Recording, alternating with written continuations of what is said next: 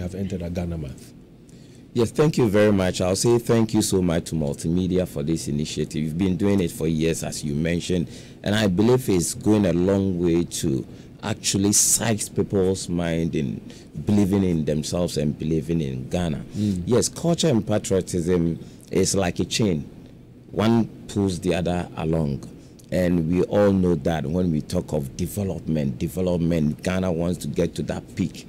One important tool that we need in pushing, motivating that is patriotism. And the patriotism doesn't come from plants. It comes from we, the human beings.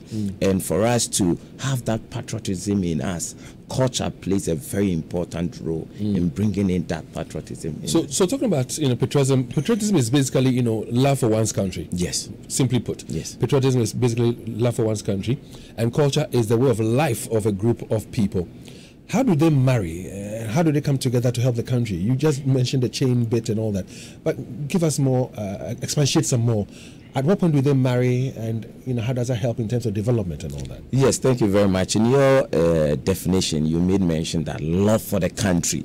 And when we talk of the country, what is the country? The country is me, myself, you, and the environment within which we find ourselves in. And culture defines ourselves to be myself, you, and the environment within which we are in. The element that help us survive in this environment, these are cultures.